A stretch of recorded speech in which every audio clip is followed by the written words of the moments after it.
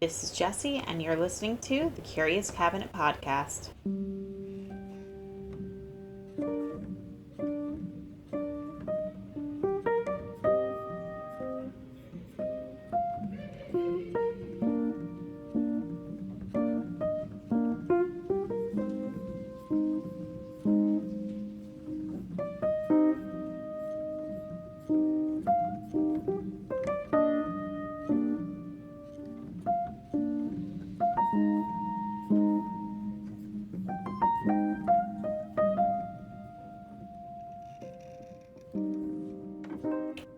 Today, we're confronting a case so horrifying it challenges our understanding of evil. A story of exploitation, captivity, and survival in Philadelphia's Tacony neighborhood. This is a story of Linda Weston and her so-called basement of horrors, where vulnerable adults were chained, starved, and stripped of their humanity for over a decade. In October of 2011, police discovered 4 mentally disabled adults locked in a filthy basement. But that was only the tip of the iceberg. How did one woman orchestrate such a depraved scheme? And what does it reveal about the systems meant to protect society's most vulnerable? This episode contains graphic details of abuse and neglect. So if that's something you're sensitive to, this episode may not be for you. For everybody else, let's dive in. It's October 15th, 2011, in Northeast Philadelphia's Tacony neighborhood, a working class area of row homes and quiet streets. I probably won't say this name correctly. Turgut Goslevely. I'm sorry. I'm really bad at pronouncing things, as I've said in my other podcasts. He was a landlord and a retired electrical contractor, and he was inspecting his apartment building on Longshore Avenue. He notices something strange: missing light bulbs in the basement and 2 big dog bowls under a workbench. And he didn't allow pets in his apartments, so he decided to investigate further. He descended into the sub-basement. It was a cramped space with water heaters and an old furnace. He unlocks the metal door, expecting to find some stray animals tucked inside. Instead, a foul stench hits him like a brick wall. Under a dirty quilt, he finds a man and a woman huddled together. In a ragged sleeping bag, another man. And chained to the furnace, a 4th person. And these aren't squatters, they're captives, emaciated and terrified. Goslevely calls the police, who arrive at the scene that Philadelphia Police Commissioner Charles Ramsey, with 40 years of experience on the force, calls the worst he's ever encountered. The basement is a 15 by 15 foot boiler room, which is too low to stand upright, and it reeked of urine and feces from buckets used as toilets. The 4 adults, Tamara Breeden, who is 29, Derwin McLemere, who is 41, Herbert Knowles, who is 40, and Edwin Sanabria, who is 31, are all mentally disabled. Their bodies marked by scars and malnutrition. One man is chained to the boiler, unable to move. They've been fed once or twice daily, if at all, wearing clothes scavenged from trash. Mayor Michael Nutter, briefed on the conditions, says, "Horrific doesn't even cover it. This is sheer madness." Police arrest 3 people upstairs. Linda Weston, who is 51, the alleged ringleader. Her boyfriend, Gregory Thomas, who was 47, and Eddie Wright, 50, a self-styled street preacher. Days later, Weston's daughter, Jean McIntosh, who's 32, is also arrested. The apartment also houses 6 children and 4 teenagers, including Weston's niece, Beatrice Weston, who is 19, and her condition shocks even seasoned officers. Beatrice is covered in scars, burns, shot with a pellet gun, and her teeth have been knocked out. Her ear was also deformed. Commissioner Ramsey says he's never seen a living victim in such shape. So let's go a little bit back into Linda Weston's whole criminal history. Linda Ann Weston is no stranger to violence. At the age of in 1981, at the age of 21, she was convicted of murdering her sister's boyfriend, Bernardo Ramos, by beating him with a hammer and locking him in a closet to starve after he refused to pay to support her sister's unborn child. Which, I mean, I'm all for, trying to influence someone to take care of what they should be taken care of, but obviously this is very extreme. She served 4 years of an 8-year sentence and was diagnosed with schizophrenia, though her competency was later confirmed for a trial in 2011. By the 2000s, Weston had developed a chilling scheme. She targeted mentally disabled adults, often estranged from their families, luring them with promises of friendship, romance, or shelter. Once under her control, she became their Social Security representative payee, pocketing their disability benefits, which estimated to about $212,000 over a decade. Weston, along with the accomplices Gregory Thomas, Eddie Wright, Gene McIntosh, and later Nicholas Woodard, moved their victims across states, including Texas, Virginia, Florida, and back to Philadelphia to avoid detection. They preyed on people like Tamara Breeden, who met Weston in 2001 near 9th and Lehigh Streets in Philadelphia.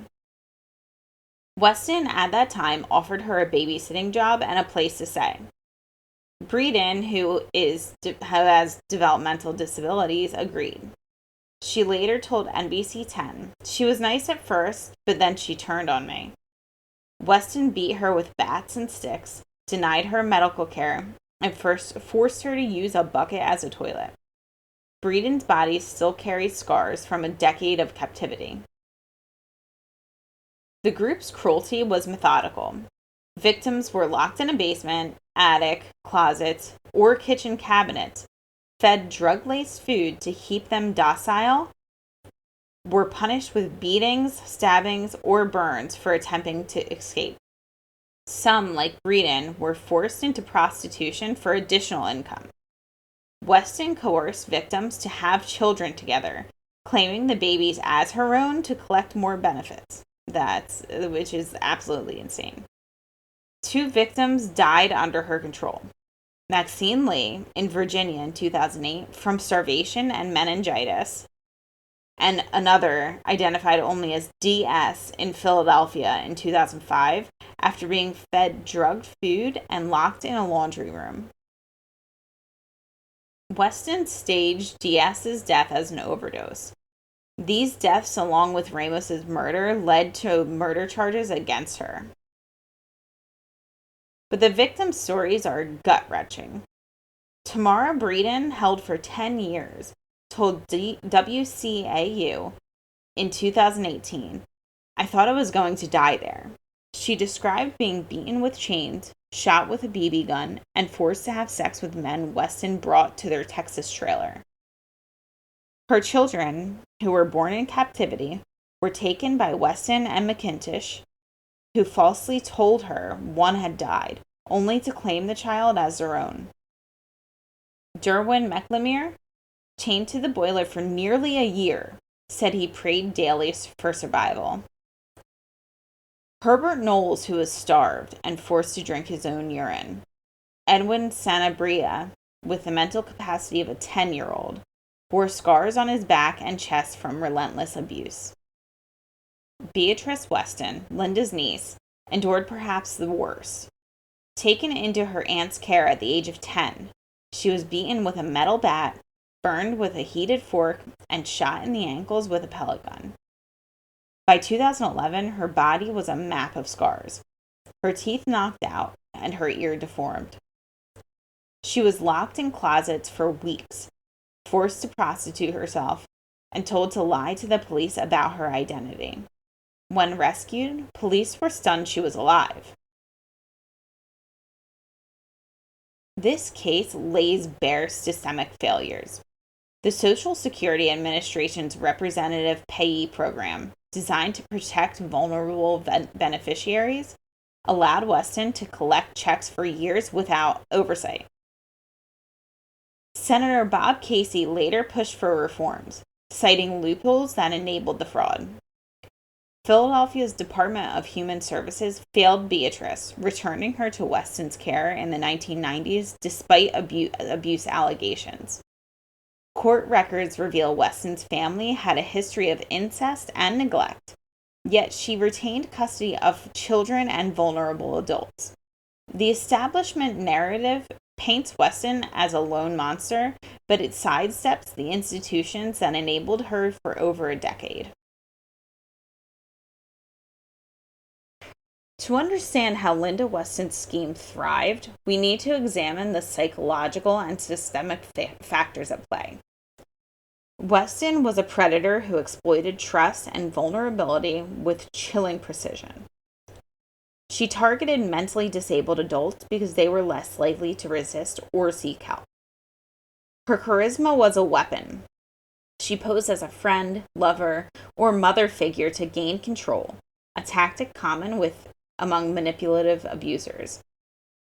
Once she secured their Social Security payments, she used violence, isolation, and drugs to maintain dominance.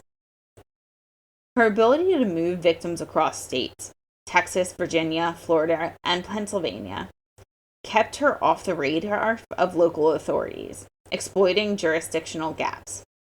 Her prior murder conviction in 1981 should have flagged her as a risk, yet she operated unchecked. It's so bizarre to me that anybody who has a murder charge can legally care for somebody else, be somebody else's caretaker. That's like insane. That should not happen ever. That's wild. Or someone who was diagnosed with schizophrenia because she was diagnosed with schizophrenia. Like, it's just crazy. Psychologically, Weston fits in the profile of a sadistic opportunist. Her diagnosed schizophrenia, noted in the 1980s, may have amplified her impulsivity, but her actions were calculated, not delusional. So she knew exactly what she was doing. She orchestrated a family-run operation, enlisting her daughter, boyfriend, and others, suggesting that a shared pathology or at least a willingness to profit from her cruelty. Her targeting of the disabled wasn't just practical. It was a deliberate choice to prey on those society often overlooks, a hallmark of what prosecutors called a hate crime.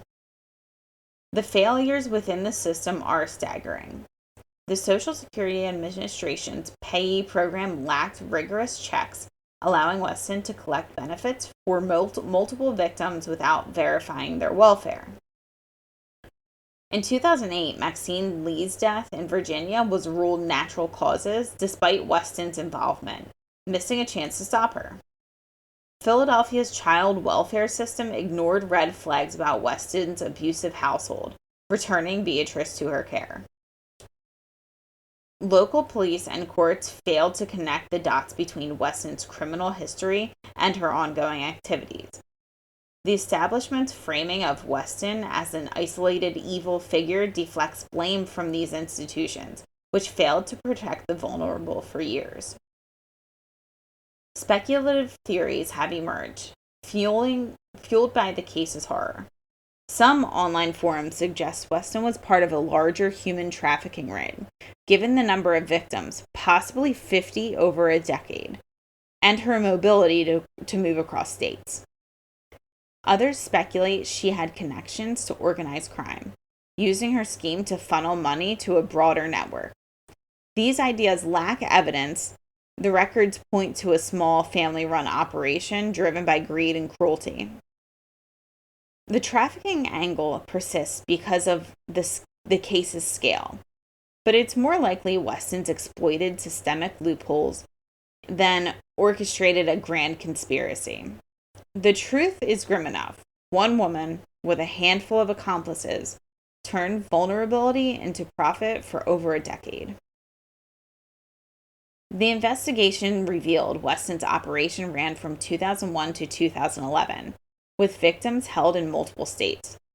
Police found over 50 Social Security cards and power of attorney documents in her apartment, hinting at dozens of victims, including children. The landlord's discovery in 2011 was a stroke of luck. Without it, Weston might have continued. After her arrest, she claimed innocence, telling NBC 10 from prison that she didn't commit every crime she admitted to.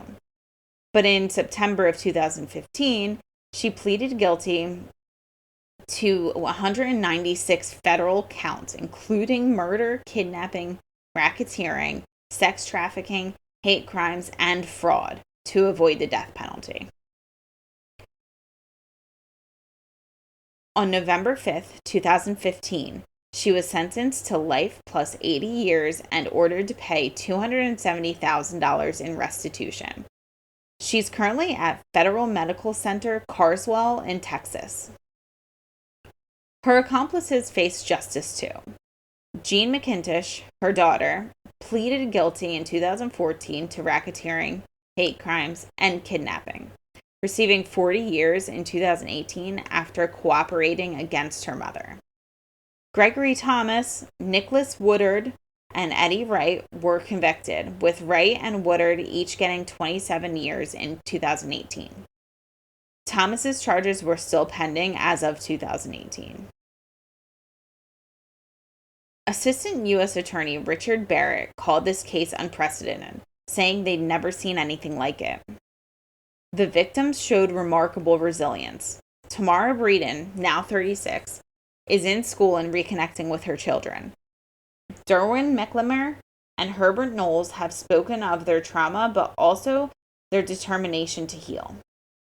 Beatrice Weston's survival is a testament to human endurance, though her physical and emotional scars remain. But what does this case tell us? The establishment narrative casts Linda Weston as a singular monster, a mastermind who exploited the disabled for profit, which is partly true, but it's too simplistic. It ignores the systemic failures that let her thrive. The Social Security Administration's lax oversight allowed her to collect benefits unchecked. Child welfare agencies failed Beatrice, returning her to an abusive home. Police and courts missed opportunities to intervene, like Maxine Lee's suspicious death in 2008. The hate crime label, while legally accurate, risks reducing this to one woman's evil, sidestepping the institutions that enabled her for a decade. Speculative theories like a larger trafficking ring or organized crime ties lack evidence but persist because of the case's scale. With over 50 Social Security cards in her possession, it's easy to imagine a broader conspiracy. But the evidence points to a small, family-run scheme exploiting systemic gaps. The real scandal is how society failed these victims, from ignored red flags to inadequate oversight. This case is a stark warning about what happens when the vulnerable are left unprotected. Tamara, Derwin, Herbert, Beatrice, and others endured unimaginable suffering, yet their survival is a beacon of hope. As of now, their stories demand reform to ensure that no one else falls through the cracks. For more information on this, check out NBC 10's interview with Tamara Breeden. If you have thoughts or you want to share your perspective, leave a comment below. Let me know if there's any other cases you'd like me to cover. And don't forget to subscribe to my channel for new podcasts every week, and find me on TikTok, Facebook, and Instagram. Until next week.